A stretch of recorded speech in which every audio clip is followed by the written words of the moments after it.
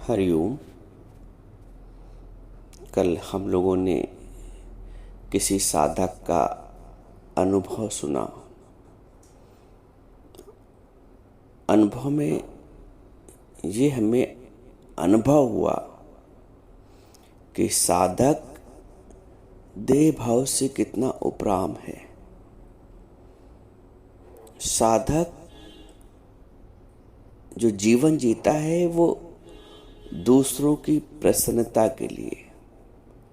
साधक जो जीवन जीता है वो हर हाल में स्वयं को प्रसन्न करने के लिए भी। साधक जो जीवन जीता है वो गुरु की महिमा गाने के लिए। ये साधक के कुछ लक्षण हैं, मोटे मोटे, जो दिखने में आते हैं। हम सब अपने आप को इस मापदंड पर मापें, तौलें। क्या हम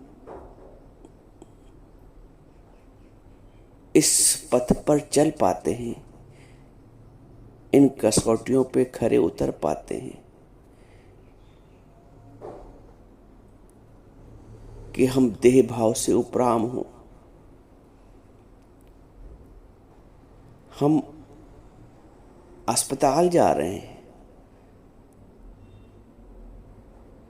सर्जरी कराने जा रहे हैं, लेकिन ऐसे प्रसन्नता से जा रहे हैं कि जैसे शादी अटेंड करने जा रहे हैं। अस्पताल जाने से पहले वो साधक पार्लर गई। क्यों? वो नहीं चाहती कि वैसा माहौल बनाया जाए, स्वयं भी दुखी हो और अगले को भी दुखी करें। उसके शरीर में कष्ट है, उसका उपचार हो रहा है, लेकिन अपना उपचार, अपनी हीलिंग वो स्वयं ज्ञान के माध्यम से कर रही है। यहाँ पे दो बात समझने वाली।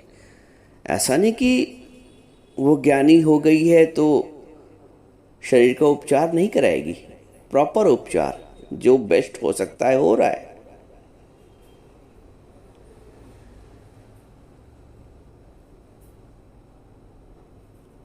परंतु वो इतनी मजबूत हो गई है, इतनी सक्षम हो गई है कि बाहर के दुख को अपना दुख नहीं मानती।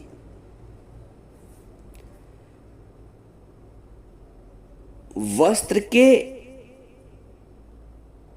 फटने को, वस्त्र की खरोच को अपने में नहीं मानती। ये है देह की उपरामता।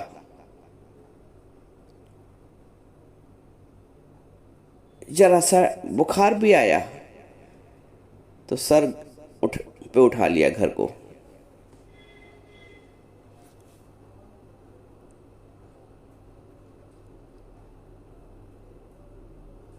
क्यों?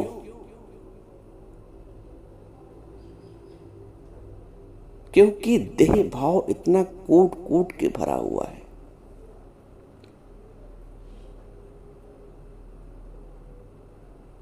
देह भाव से आत्म भाव में आना ही, या इसको ऐसे समझ लो, देह भाव से आत्म भाव में आने की इच्छा ही तुम्हें इस मार्ग पर अग्रसर करती है। इस अनुभव को सुनने के पश्चात एक या दो साधक ने मेरे से पूछा कि मेरी ये स्थिति कैसे बने। सबने नहीं पूछा। सब अपनी बात ही नहीं करते। जो बात करेगा अपनी, जो अपने को प्रेजेंट करेगा गुरु के आगे, वही अपनी स्थिति बना पाएगा। ये समझ लो, बिल्कुल सत्य है। तुम छुपे बैठे रहोगे कोने में और कहोगे मेरी स्थिति बन जाए। एक ने पूछा, एक या दो ने, कि मेरी ऐसी स्थिति कैसे बने? जिसने पूछा उसकी बनेगी, जिसने भोजन किया उसका पेट भरेगा। स्पष्ट बात है, इसमें कुछ कहने की अलग से कोई बात ही नहीं।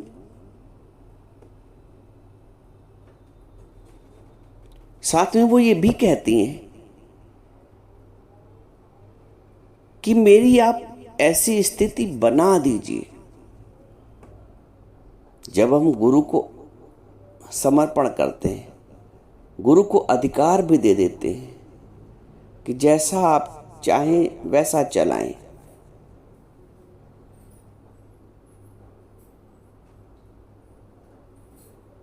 तब गुरु, ये शरण है, इसको कहते हैं शरणागत होना। मेरे सतगुरु मुझे अपनी पसंदी का बना लो जी। मुझे झुकना नहीं आता, मुझे झुकना सिखा दो जी। मेरे सतगुरु मुझे अपनी पसंदी का बना लो जी। मेरे सतगुरु मुझे अपनी पसंदी का बना लो जी। मुझे झुकना नहीं आता, मुझे झुकना सिखा दो जी। मुझे झुकना नहीं आता, मुझे झुकना सिखा दो जी। मेरे सतगुरु मुझे अपनी पसंदी का बना लो जी। गुरु की पसंदी का बनना पड़ता है। जब ऐसे भजन गाता हूँ तो अंतर्मन गुरु से जुड़ जाता है। जब तक हम गुरु की पसंद का नहीं, हम अपने मन की पसंद, कहते नहीं मन पसंद, हम जीवन भर मन पसंद बने रहते हैं। भक्त कहता है गुरु से कि मुझे अपनी पसंदी का बना लो जी। जब तक तुम गुरु की पसंदी के नहीं बनोगे,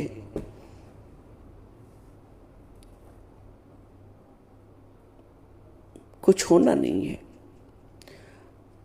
तुम्हारे अंदर ये ख्वाहिश रहती है कि मैं मेरी मन का हो, तुम अपनी मन पसंदी का चाहते हो।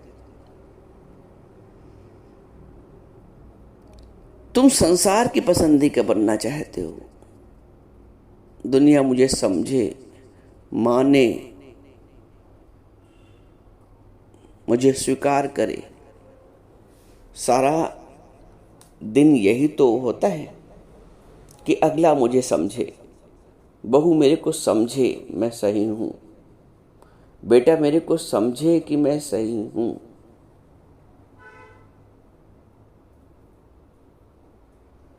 हम दुनिया को समझाने के प्रयास में लगे रहते हैं कि बेटा मैं सही हूँ।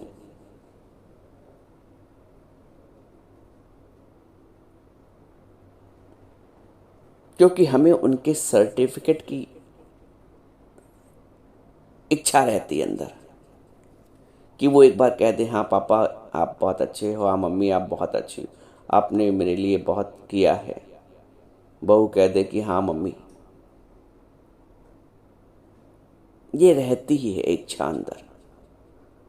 हम दुनिया की पसंदी का बनना चाहते हैं।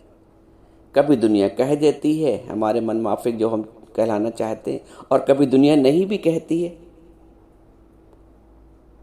तुम अपनी हड्डी खपाते रहो, वो अपना काम निकलवाते रहेंगे। अगर तुम निष्काम हो तो कोई इच्छा उसके प्रतिफल में नहीं चाहोगे, अंदर उठेगी नहीं। और यदि सकाम हो तो जरूर चाहोगे कि मैंने कितनी सेवा की, दिन रात दौड़े, उनको कोई असर ही नहीं।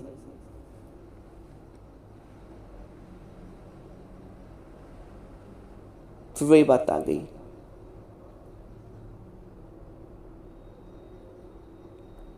मेरी मैं गली नहीं, मैं दुनिया के पसंदे के लिए जीता हूं, जीती हूं। जब हम गुरु से कहें कि मुझे अपनी पसंदी का बना लो जी, सोना किसी की पसंदी के लिए तत्पर होता है, तत्पर होकर अपने को तपवाता है अग्नि में, तब वो किसी की पसंदी का बन पाता है। तपता है,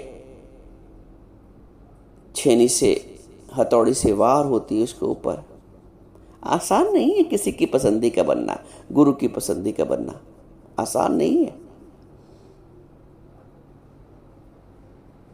बड़ा जोखिम मोल लेना पड़ता है। जोखिम कैसे? कि मेरे अहंकार का मर्दन होता है। हम गुरु के आगे नहीं झुक पाते हैं भैया। हम वहां भी अपने मान को, अपनी मर्यादा को, अपने ईगो को बनाए रख के गुरु को प्रणाम भी तो करते हैं ना, तो अपने हिसाब से कि मैं ऐसा ना कि बहुत ज्यादा नम्र हो जाऊं, बहुत ज्यादा झुक जाऊं।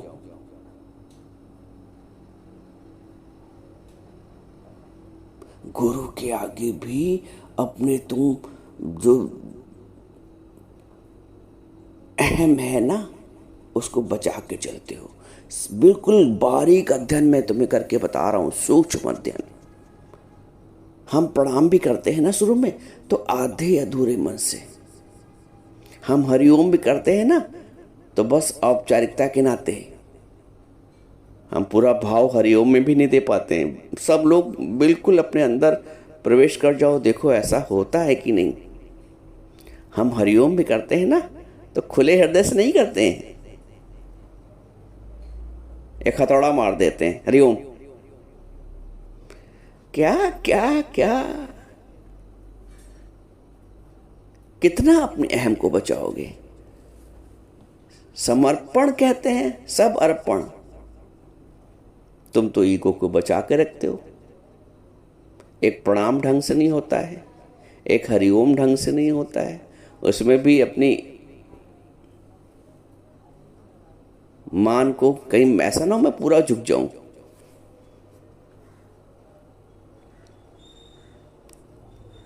जब ये मन गुरु के आगे नहीं झुकना चाहता है, स्वच्छंदता से, तत्परता से, हृदय से, तो तुम ये बताओ संसार के आगे कैसे झुक पाएगा?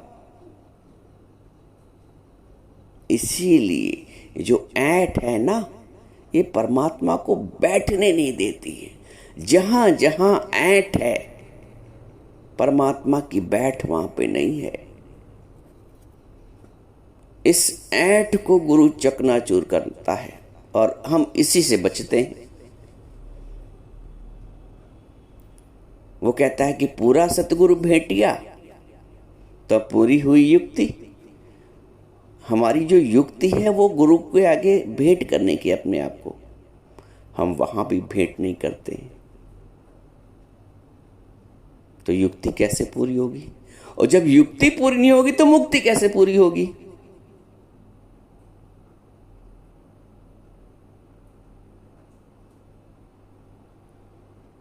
थोड़ा सा तुम नमक लेके चलते हो, पसंद चीनी है लेकिन नमक भी लेके चलते हो थोड़ा। अब नमक और चीनी का जो मेल होता है वो कैसा हो जाएगा? बेस्वाद हो जाएगा। ये तो खाली नमक ही खा लो अकेले, तब भी ठीक है। या शक्कर पसंद आ गई तो शक्कर चीनी खा लो। लेकिन जब दोनों का घालमेल होता है तो लगता है उल्टी हो जाएगी।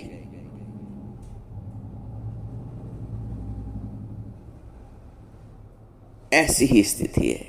हम नमक और चीनी को साथ सेवन कर रहे हैं ना, तो ना इधर के हो पा रहे हैं ना उधर के। एक को चुनना पड़ता है। और नमक तो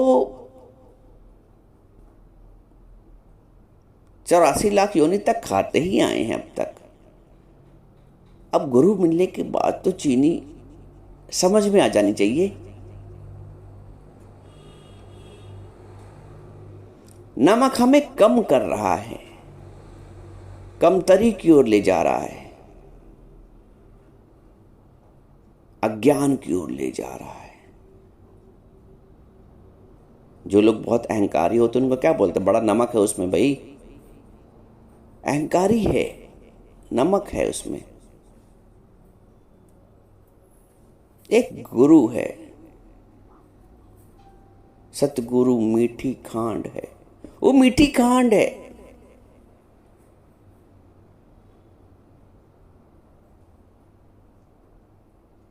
किसकी पसंदी का बनना चाहते हो? ये डिसीजन करना पड़ेगा। डिसीजन मेकिंग बहुत आवश्यक है। डिसीजन मेकिंग नहीं करोगे तो समय चला जाएगा। अगर 40 साल भी आयु हो चुकी है तो इसका मतलब most of the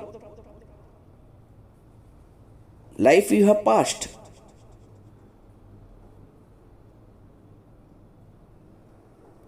forty plus वाले अवेयर हो, जागरूक हो, तत्पर हो।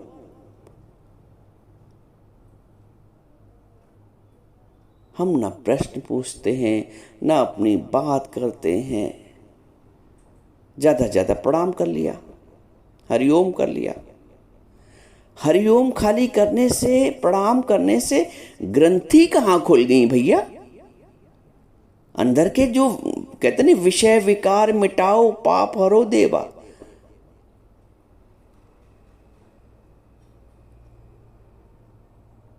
खाली प्रणाम करने से तुम्हारे ग्रंथि नहीं खुलेंगी। आप सब वो इतने पढ़े लिखे हो, इतने विद्वान हो, इतनी डिग्रियां हैं, अंग्रेजी हिंदी सबका ज्ञान है, गुजराती मराठी उड़िया।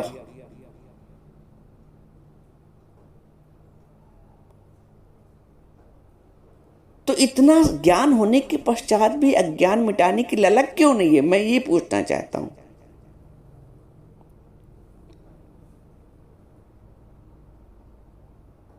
पूरा सतगुरु भेटिया जीवन के उद्देश्य को पाने के लिए, जीवन को गढ़ने के लिए, जीवन को मढ़ने के लिए, पूरा सतगुरु भेटिया। चलेंगे अपने मन से, बन जाए जीवन मेरा। कौन से कर्म तुम अपने मन से नहीं करते हो? पूछो, सारा दिन हो जाता है। कौन से कर्म तुम अपने मन से नहीं करते हो? और कौन से कर्म तुम गुरु के मन से करते हो?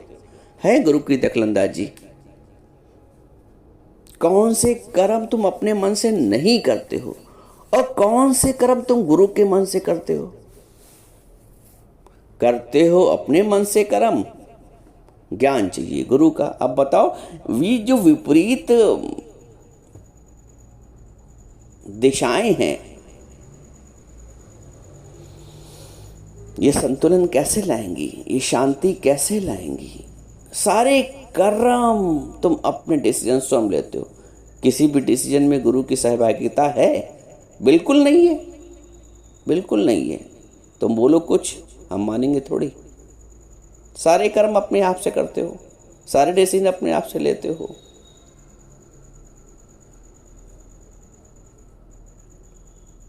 तो जब मन की पसंदी से चलोगे तो गुरु की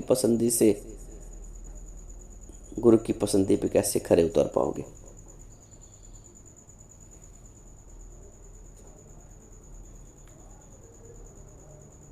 विपरीत जा रहे हो और गुरु से प्रीत की आशा कर रहे हो। देख लो भाई, हम गलत कह रहे हो तो फिर बताओ। चल भी रहे विपरीत और गुरु से प्रीत की डोरी भी बांध रहे हो। जा रहे हो चेन्नई की ओर, दिशा उधरी है मुख की, और सोच रहे हो मैं कश्मीर पहुंच जाऊं। दिन भर कुछ बनना चाहते हो, बने रहना चाहते हो, अपने अहम को बनाए रखना चाहते हो, अपने सत्कार सम्मान प्रतिष्ठा को बनाए भी रखना चाहते हो, और गुरु के आगे कहते हो कि मुझे शांति चाहिए, मुझे आत्म अनुभूति चाहिए, मुझे निश्चय चाहिए। कैसे निश्चय मिलेगा, कैसे आत्म अनुभूति होगी? मजाक करते हो तुम लोग सब। चलोगे मन से और कहोगे अमन हो जाऊं,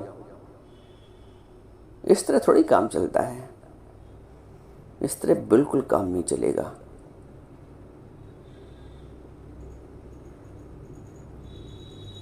हमेशा मैं कहता हूं कि शुद्ध होना पड़ता है, शुद्ध और पवित्र। यही हमारे सत्संग के, हमारे दादा भगवान के सत्संग के, हमारे गुरु जी के सत्संग की यही दो, शुद्ध पवित्र। हृदय की शुद्धता पवित्रता बहुत आवश्यक है। डबल माइंडेड होकर हम कुछ हासिल नहीं कर पाएंगे। हमारी सामाजिक, हमारी पारिवारिक मान प्रतिष्ठा भी बनी रहे, सब लोग हमको पूछे भी, माने भी, हमको अच्छा सर्टिफिकेट दे दें कि मम्मी बहुत अच्छी हो, पापा बहुत अच्छे हो, पतिदेव बहुत अच्छे हो, पत्नी बहुत अच्छे हो। हाँ ठीक है, तुम जब सद आचरण करोगे तो अच्छा हो ही जाओगे। मैं जो बात यहाँ पे हाईलाइट करना चाहता हूँ कि तुम्हारी इच्छा है अच्छा बनने की, ये इच्छा का त्याग होना चाहिए। बाकी ज्ञानी तो सर्व का प्रिय है ही है। ज्ञानी जहाँ रहता है सर्व को प्रेम करके रहता है, सर्व का प्रिय रहता है, क्योंकि वो किसी पे बोझ नहीं बनता है। वो अपनी चादर खुद तहाता है, वो अपनी साड़ी खुद तहाता है, वो अपनी थाली खुद किचन से जाके ले लेता है। इंतजार थोड़ी करता कि बहू दे जाए, मैं बैठी हूं। जा के लाता है, खाने से पहले अपना पानी खुद लेके बैठता है।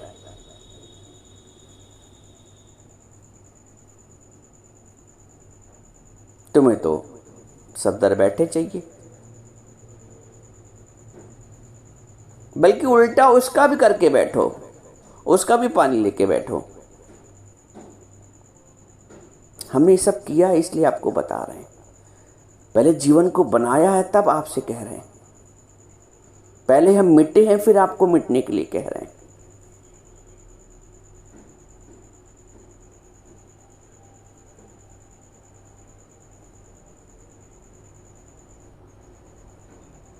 मेहनत करनी पड़ती है, सच्चा बनना पड़ता है।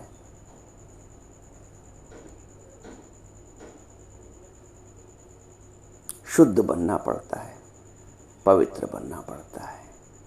तब हम उस स्थिति पे पहुंच पाएंगे जहां देह की उपरामता होगी, आत्मा की अनुभूति होगी, सर्व के लिए जीवन होगा।